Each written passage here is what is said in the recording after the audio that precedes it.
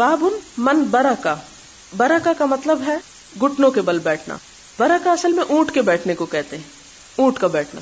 اور آپ کو اگر یاد ہو یا تصور میں لائیں کہ اونٹ کیسے بیٹھتا ہے, یعنی آگے سے ٹانگیں پھیلا کے نہیں بیٹھتا بلکہ دوہری کر کے بیٹھتا ہے.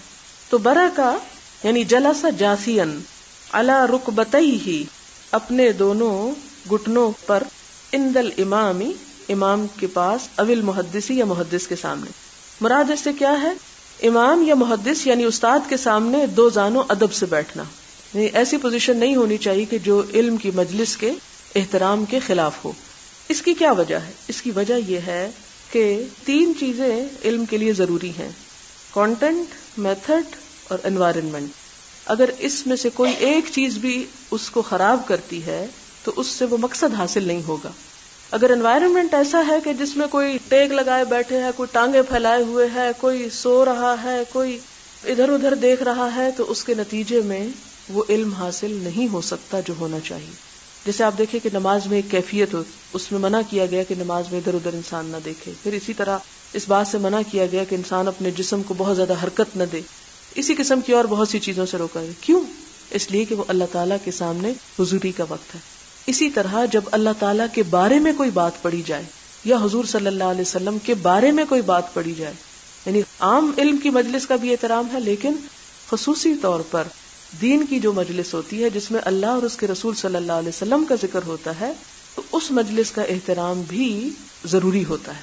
اور اس میں یہ نہیں کہ وہ کسی انسان کی ذات کی پرستش ہو رہی ہے یا انسان کی خاطر ہے.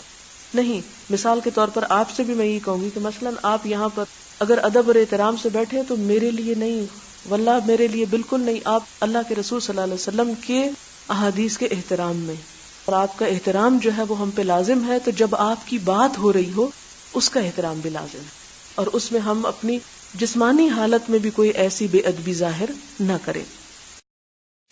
حدثنا ابو الیمان قال اخبرنا شعیب عن الزہری قال اخبرنی انس بن مالک ان رسول اللہ صلی اللہ علیہ وسلم خرج فقام عبد اللہ بن حذافہ فقال من ابی فقال ابوک حذافہ ثم اکثر ان یقول سلونی فبرک عمر علی رکبتیہ.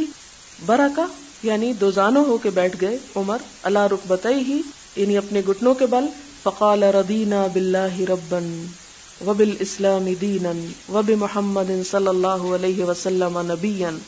یعنی ایک طرح سے آپ صلی اللہ علیہ وسلم کا غصہ ٹھنڈا کرنے لگے, اور آپ کے سامنے یہ جو سینٹنس بولا گیا ہے رضیت باللہ ربا, یعنی آپ جو کچھ ہمیں دے رہے ہیں ہم اس کو قبول کرتے ہیں, اور اگر ہم سے آپ صلی اللہ علیہ وسلم کی شان میں کوئی گستاخی ہوئی یا ایسی بات ہوئی جس سے آپ ناراض ہوئے تو اس پر بھی ہم آپ سے معذرت خواہ ہیں. الفاظ کا معنی کیا ہے؟ راضی ہو گئے ہم ساتھ اللہ کے رب ہونے پر, یعنی ہم نے اپنی خوشی سے اللہ کو رب مان لیا. وبالاسلام دینا, اور اسلام کو اپنا دین مان لیا. وبمحمد صلی اللہ علیہ وسلم نبیا, اور محمد صلی اللہ علیہ وسلم کو ہم نے اپنا نبی تسلیم کر لیا. فسکت, تو خاموش ہو گئے, یعنی آپ کا غصہ ٹھنڈا ہو گیا.